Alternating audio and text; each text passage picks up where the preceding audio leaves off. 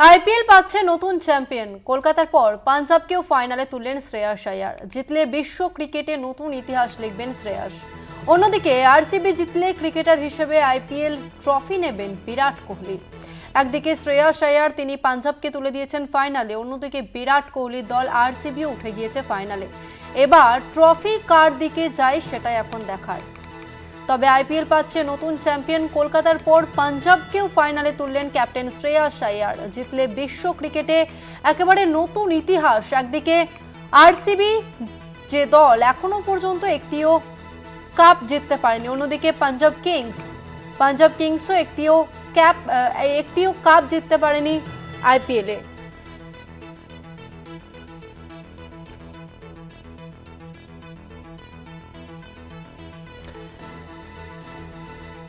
আমাদের সঙ্গে ফোন লাইনে রয়েছেন কলকাতা টিভির ডিজিটাল হেড অর্পণ ঘোষ। অর্পণদা, একেবারে হিস্ট্রি ক্রিয়েট হবে, দুটি দলই ফাইনালে উঠেছে এবং যে দুটি দল এখনো পর্যন্ত একবারের জন্য ট্রফি জেতেনি। অর্পণদা।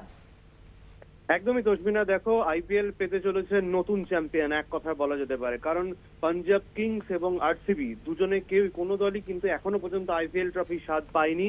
তাই আগামীকাল যে ম্যাচ রয়েছে 3 জুন, সেখানে যে চ্যাম্পিয়ন হবে সেই কিন্তু নতুন দল হিসাবে চ্যাম্পিয়ন হবে, অর্থাৎ আইপিএল পেতে চলেছে নতুন চ্যাম্পিয়ন। কিন্তু তার থেকেও বড় কথা যেটা হলো, এখানে দুটো ফ্যাক্টর কাজ করছে তসমিনা। সেটা হচ্ছে যে যদি পাঞ্জাব কিংস চ্যাম্পিয়ন হয় তাহলে বিশ্ব ক্রিকেটে নজির গড়বেন শ্রেয়াস আইয়ার। কারণ গত সিজনে তিনি কলকাতাকে চ্যাম্পিয়ন করেছিলেন অধিনায়ক হিসাবে, এবং যদি এবছর পাঞ্জাবকে তিনি চ্যাম্পিয়ন করেন তাহলে অধিনায়ক হিসাবে দুটি ব্যাক টু ব্যাক ইয়ারে তিনি চ্যাম্পিয়ন হবেন।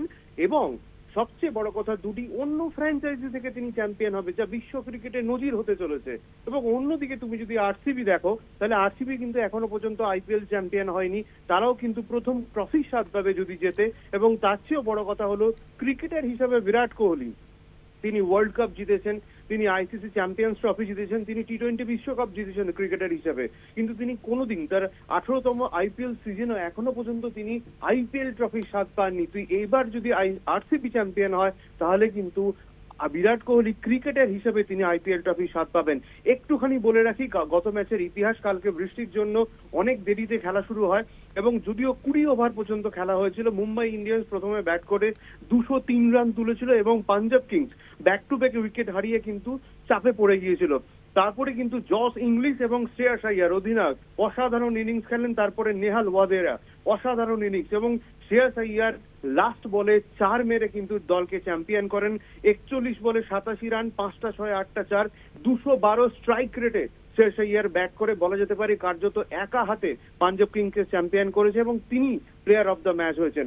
এক কথায় বলা যেতে পারে অসাধারণ একটা ম্যাচ মুম্বাই ইন্ডিয়ান্সকে হারিয়ে। এবং আগামীকাল অর্থাৎ 3 জুন যে আইপিএল চ্যাম্পিয়ন হতে চলেছে, তাতে কিন্তু নতুন দল পেতে চলেছে আইপিএল। সেটা কে পায় সেদিকে নজর থাকবে। পাল্লা ভারী দুদিকে, ম্যাচ 50-50 পাঞ্জাব এবং আরসিবি। যদিও ফার্স্ট কোয়ালিফায়ারে কিন্তু পাঞ্জাবকে হারিয়েছিল আরসিবিতে, সেই কারণে আরসিবি কিছুটা এগিয়ে হলো। যেহেতু ফাইনাল, কাটে কি টক্কর হতে চলেছে, 50-50 ম্যাচ হতে চলেছে, এটা নিয়ে কোনো সন্দেহ নেই। তসমিনা, ধন্যবাদ তোমাকে অর্পণদা। আমরা কথা বললাম ডিজিটাল হেড অর্পণ ঘোষের সঙ্গে। আরো একবার জানিয়ে রাখবো, আইপিএল পাচ্ছে নতুন চ্যাম্পিয়ন। কলকাতার পর পাঞ্জাবকেও ফাইনালে তুলেছেন শ্রেয়াস আইয়ার।